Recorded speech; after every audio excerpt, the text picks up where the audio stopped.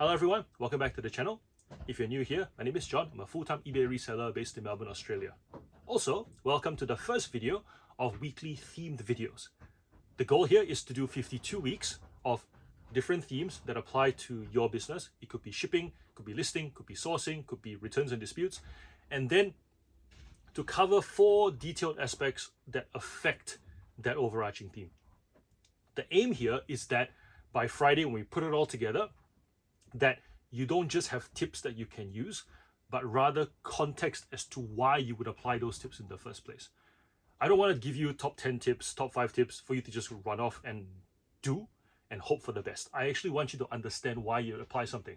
I want you to hear why something should work, hear why something doesn't work, and then if you don't want to apply it, to be able to say, I don't want to do it.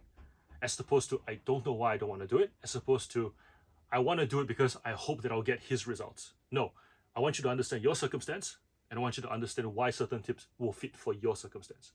So let's go. The theme that we're going to cover this week, the first theme to kick us off, is why sales are slow. I picked this theme because every reseller seems to be talking about it, because recession, because we're out of pandemic, because the world seems to be in flux, because employment feels the most uncertain that it's been for a while. But at the same time, slow sales are part of business. If everything was bright and dandy in the economy, you would still see slow sales. A healthy business graph looks like this. It doesn't look like this. It definitely doesn't look like this. So when sales are slow, you need to have a framework of how to work through that. And having that framework puts you in a more controlled state. And people who feel in control are calmer, and people who are calmer make better decisions. That's simple. So the first reason why sales slow down is the most obvious one, pricing. If pricing doesn't make sense, people don't spend. What I've noticed with pricing, however, the conversation around pricing anyways, is that whenever someone asks if they can review their listings on a Facebook group or whatever, people will say your pricing is too high, or your pricing or lower your price. They're generally mentioning it from a perspective of affordability. And that is the easiest way to see pricing. If a buyer cannot afford your item, they aren't going to buy it. If you price your item too high, the number of people who can afford your item get smaller and smaller and smaller and smaller. But I'm here to talk about pricing from a different perspective. And that is that pricing has to do with range. And by range, I mean that if you go into a supermarket and you see that fruit is, say, $5 an avocado, you're not going to buy it because it's outside the range at the top. But if you go into a supermarket and you see avocados at 20 cents an avocado, it's outside below the range. And you're going to question why it's 20 cents to begin with. You might pick up the avocado, rotate it a bit, wonder, are these rotten? Give it a stiff. You might even get a store manager, hey, is there a pricing error here? You might even take it to the checkout and try and scan it and go, I hope it scans at 20 cents instead of $2. I'm just going to walk away cheekily. The point being is there's a range of acceptance for pricing. And if items are priced within that range, buyers oftentimes will spend. Here's the thing. Pricing has to do with 2 things in my head. There is value, and then there is, meaning I get what I pay for. So I don't want to overpay for what I got, but I also I'm trying to not really underpay because I don't want to get screwed over by the seller. There's this thought of suspicion when you underpay. So you want to pay within range to get value.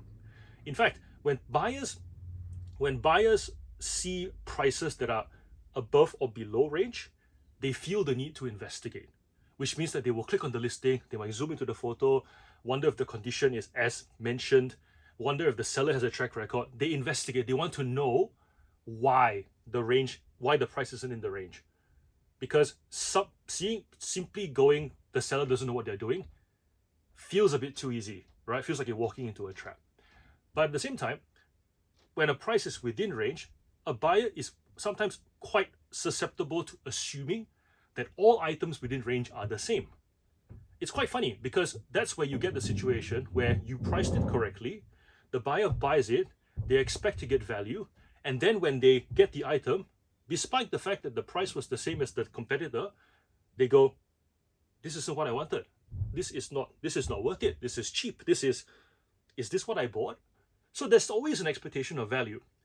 But when we talk about sales being slow, right, what we're really saying is, what is something that is preventing my buyer from purchasing? And the way I see it is pricing range. Because if price affordability, meaning cheapest always sells first, was all there is to it, the cheapest would always sell first. But you and I both know cheapest doesn't always sell. There's generally more to it than simply cheapest. So this video is all about asking you to consider what the range of pricing is for the items that you are selling.